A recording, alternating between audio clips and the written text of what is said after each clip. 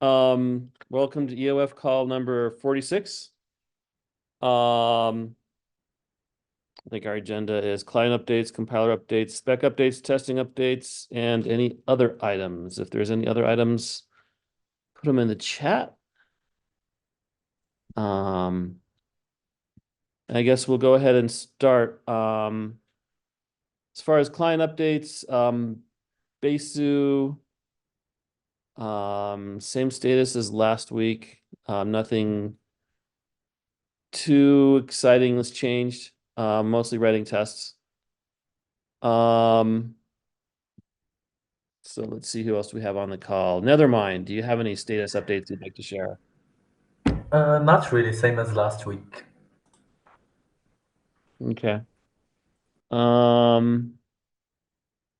Diego's I think he's Besu is who he's calling for, or you.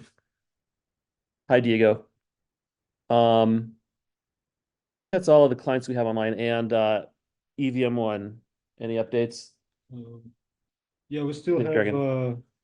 3 PRs in progress. One is init container validation. It works basically. We are already in more tests, like covering it with tests is kind of an effort. There are like many combinations of opcodes and opcodes that reference subcontainers, so this is in progress. Another one thing is creation transaction. This also progressed somewhat, I think, maybe close to completion, and the removal of TX crate. This is easy, but also requires tests updating. So yeah, almost finished too. Okay. Ref. Ref. Yeah. Hello. From my side, I removed TX create and added missing validation for callf and jumpf. What's missing is like new creator section, but this needs to be spec'd out, and I need to check what test I'm running. I'm running validation, but like state tests. Yeah. Yeah. We'll get that in testing. Yeah, that should be it. I think that the spec for the create transaction is there, right? Okay. Yeah, there's the I need to implement it and look at it. Okay. Yeah. But just to make sure I also understand where we are. Okay. I don't see Geth or Ethereum JS. Is there any other clients we're missing? I think that's it. Or eels.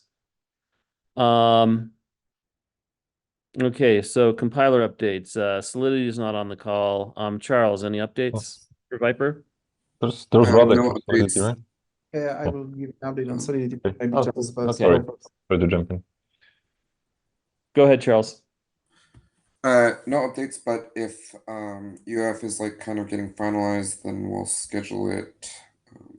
I think we can schedule a proof of concept for like the next month or something. Excellent. Excellent. That's good. Yeah, and regarding Solidity, I hope I finish the implementation of the prototype based on the Shanghai version implemented by Solidity team. Today I contact also Daniel regarding this. He also had a couple of hints for me. Yeah, so basically it's going well. I implemented new creation, new calls, ext calls, and a couple of new things like jumpf, returning functions. It looks quite well regarding the process, how is it going, but we will see. I will try to finally also generate some matrix for the code size and gas consumption for comparison between.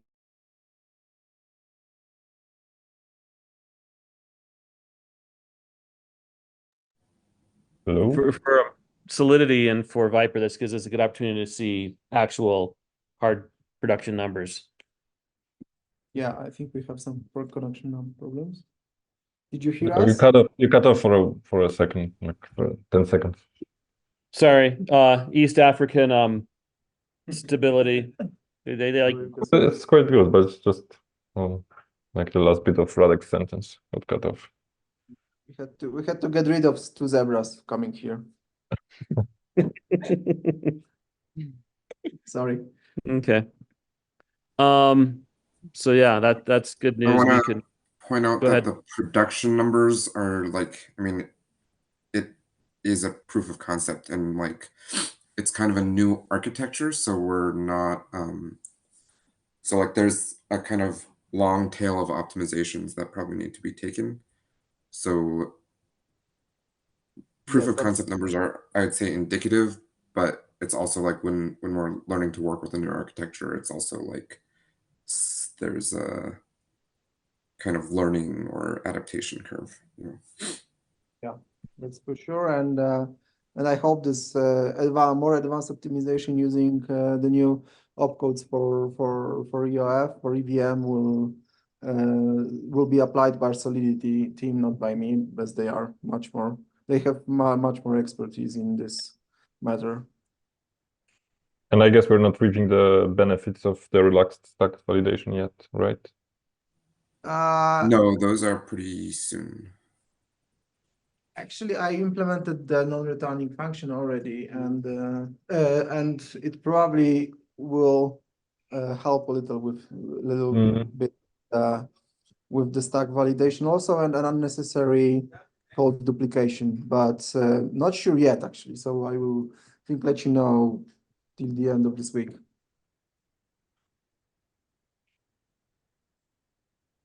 Cool. Kind of at the intersection of testing and compiler updates, like, I was wondering if there's any way to jerry-rig execution tests, not just because the output gas numbers, right? Like those have to be correct. But is there any way to like turn execution tests into benchmarks so we can see how much time is spent in each opcode or each stage, for instance? Yeah, so hold that thought for just a tiny moment. We'll come to that with testing updates, and I think we'll be there quick because do we have any spec updates? Anything? Let's go inside. Yeah. This was a good idea 5 minutes ago. There's a door right here, yeah. Maybe.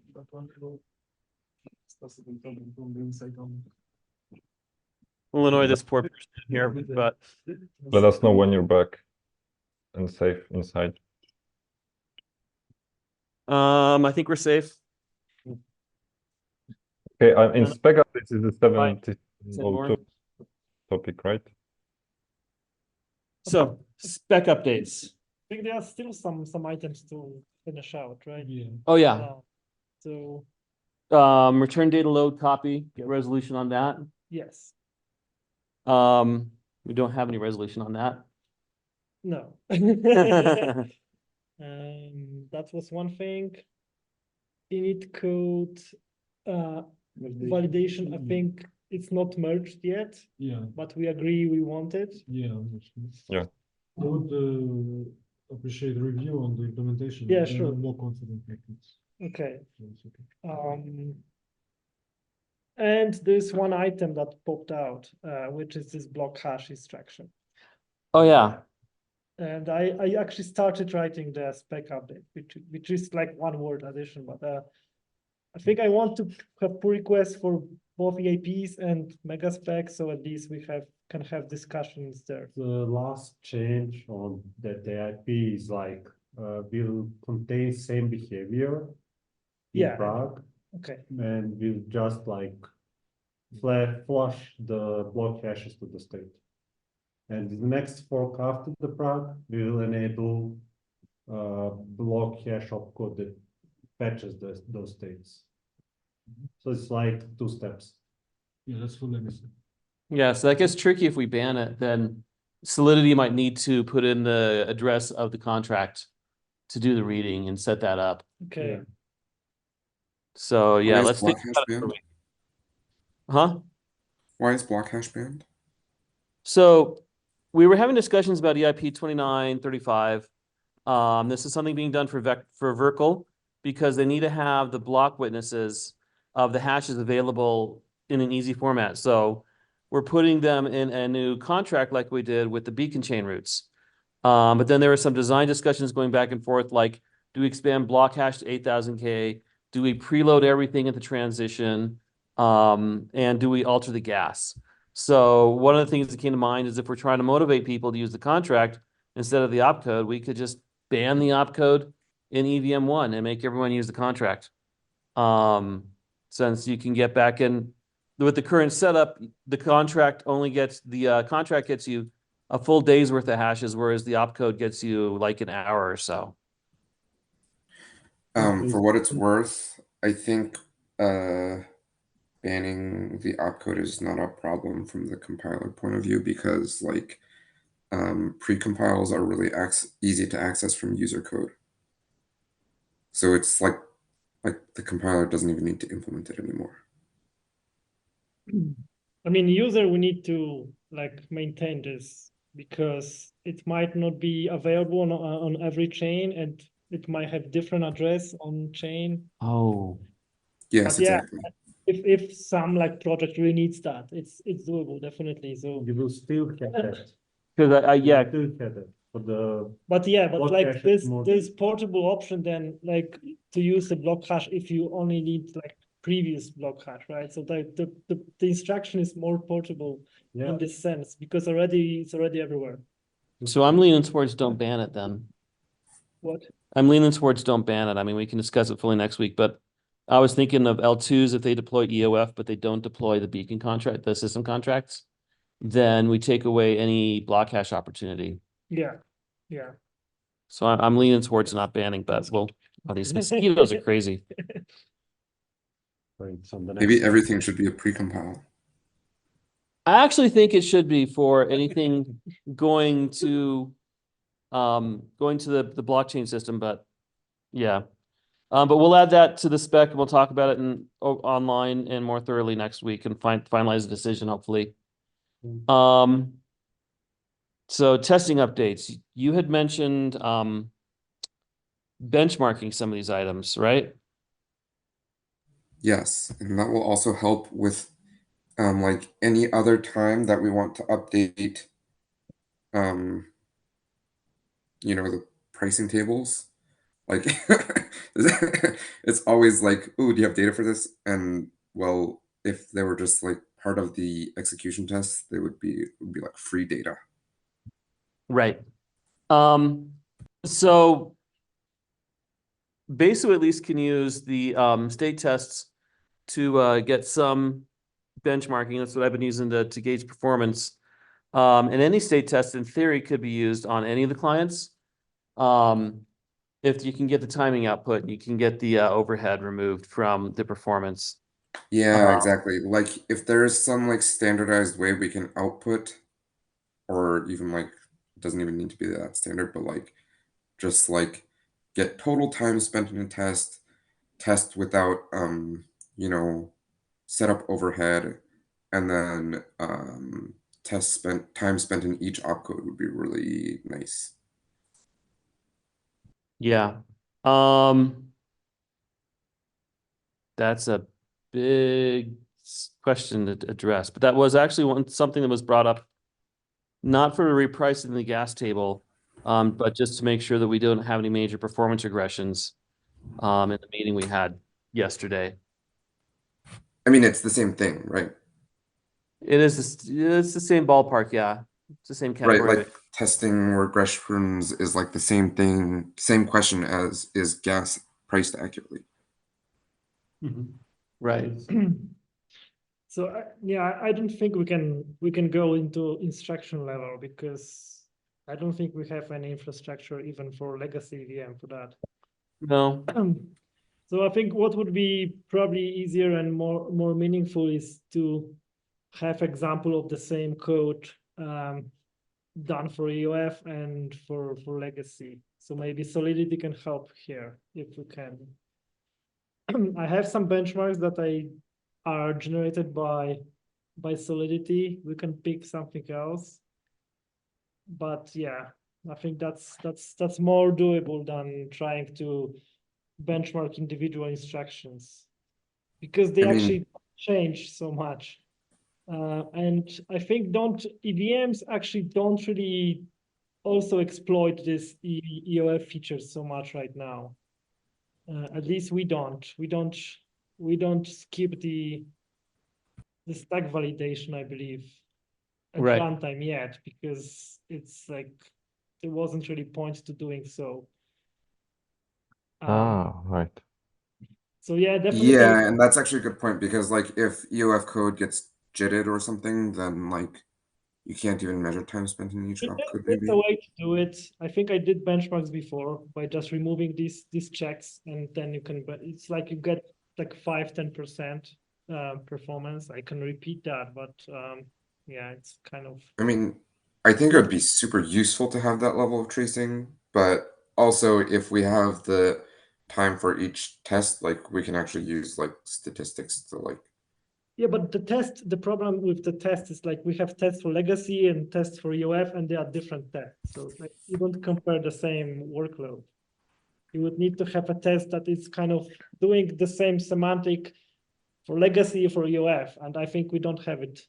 Although we have some idea how to do it maybe, but it's like probably kind of longer term. Yeah, but what I'm saying is like you can actually use like statistics. Like if you have, you know, a set of tests, like 10,000 tests, and you know what opcodes are in them, and you know how long they take, you can like use regression to find how much time each How many opcode takes. instructions, like what kind of instructions were executed, and okay. Like Yeah, if you have one that's just 10,000 pushes, and then the next one that's 10,000 adds. Yeah, you just need the trace, the PC trace. Yeah, because you could count how many of each are in there. Yeah, I know what you mean. Yeah, still not sure actually the state tests are good thing for that, but we can try because they mostly execute calls because Right. that's the biggest. You'd have the transaction overhead that would be in every transaction. But Could the gas cost estimator approach help? The what? The one that we done with IMAP? Yeah, I'm not sure because it's also like focus on single instruction and they doesn't change actually so much. So No, but you could compare, I don't know, jump to R jump and so forth. yeah, That would maybe. be a that would be Yes. a like a, how do you say, a valid comparison. Yeah, I mean, if we can reproduce like the full report out of it, I think yes, but I'm not sure how much work it is. But yeah, I mean, we just need some industrialized way of doing benchmarking. Well, Yeah, that's in kind of general. like that's kind of like it, but it's, I don't know what's the status of then how easy it would be to reproduce these calculations. It's been a couple of years. Well, I think they're actually working on the like fourth report right now. Fourth, oh geez. Or like someone like next iteration. I think it's in progress. I lost touch of the what's changing there, so I don't know anymore. I think they want to just add more clients, and I'm not sure what the scope is, but we can check with. I mean, for this context, even one client would probably be makes sense because you don't want to compare it across clients, but you want to compare EOF versus legacy. That's so true. it's kind of easier. Yeah, I think even if you can run like a client in benchmark mode and it just gives you timings for all the state tests, I think that is already like super useful.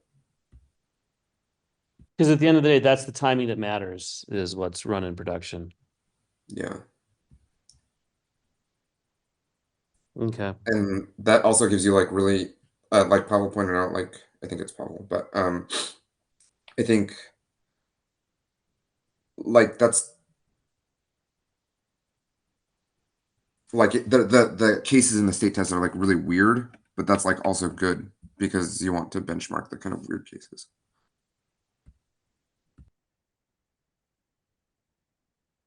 Yeah. On the subject of state tests, we've been aggregating some of the execution spec tests together. So as mentioned last week, the future of tests is execution spec tests, not Ethereum/tests. So we've been writing them all in in whatchamacallit, in Python.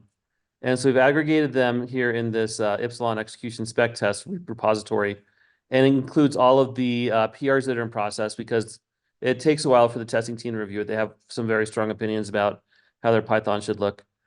So this is just an aggregate of what we have so far. Where's Prague? Oh, you need to change the branch. So the main branch is EOF/main. Got it. I guess I can make it the main one on the repo, but I didn't notice this. Okay, it's probably, I don't know, we could just change the default. But here we've got the aggregate of the tests we have. This isn't all of them, is it? Oh, yes. Now it's under this. By the way, so I need to do some of my changes to get these in. So there's also going to be a layout change in the test directory. But I think the more exciting part, rather than having to run the Python, is we're also publishing. Wow, how far back? Filled into the EVM1 Not version. here, it's just the artifact of the release. Oh, the artifacts, okay. So So we're publishing the fixtures that include all the state tests. So you can just throw these into your client's implementation and make sure you can see where things differ. One thing that we're going to see out of this, I know Besu's got some differences in gas costs that only show up when you run the fixtures and compare against other clients, because we haven't written any of the gas cost tests to gauge the gas because there's no gas opcode. So the one feature that we put in there is kind of biting us in testing, but I think we can figure out how to make it work. We can just hard code the values. I mean, we know how much it's going to cost hold execution wise in the test. We can just test it afterwards. It's not going to be too variable. Okay. Any other questions about tests? Any updates? Going once, going twice. So other items, this is probably worth a discussion. We want to talk about the breakout room. So things are looking much more positive for getting EOF into Prague. We were in a room with all of the other clients. It wasn't unanimous, but the majority of clients want to see EOF much sooner rather than later. And if it depends on some of the scheduling with Prague. There's a discussion needs to be had about how big Prague is, and depending upon what's in Electra or not. Some people think that we could just cut what we have now and ship Prague and start scheduling test nets in a month. If that's the case, EOF can't make Prague. And in that case, there is support for then doing another fork after that includes EOF before Verkle, which was kind of contentious. But if Prague goes longer and there's some concern that the consensus layer teams aren't as ready to start scheduling test nets next month. If we get more time, then there's room for EOF to come in. So the MO that the client teams are working on is just implement EOF, and we'll figure out which fork it goes in when we decide to close the doors on Prague, and whether it goes into Prague or into a fork after Prague. Whether we call it Osaka and move stuff to Amsterdam, or whether we create a new fork name in between them is the discussions we had. But there's also the distinct possibility that Prague might ship Q4 this year, which means we totally got room to get EOF in. And there's some pretty broad support amongst all of the clients in the meeting. Yeah, and that's, I think, probably what we could say about the meeting for the most part. There'll be more on the call next week on the ACDE. So that's, tune in, bring some popcorn. And question is, will it be more or less contentious than 7702? Yeah, I've actually noticed that there's new update to 7702 Ooh, as of recent, Fireworks. which it's less compatible with EOF that we've hoped for.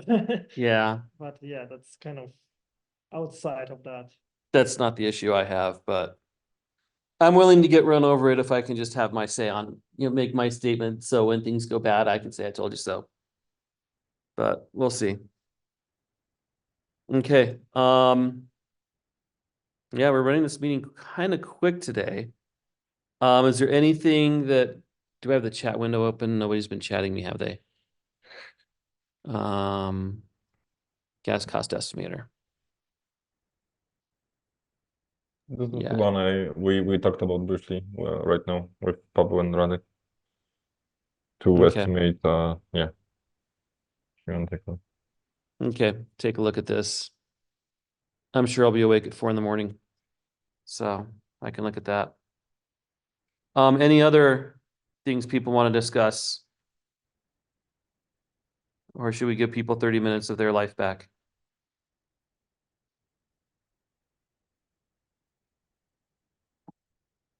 Going once, going twice. And you're gonna have to figure out what to do with the next 30 minutes yourself. Thanks for coming, everyone. Thanks for all the hard work we've been doing. Yeah, thank you. Thank you all. Bye. Bye bye. Bye bye.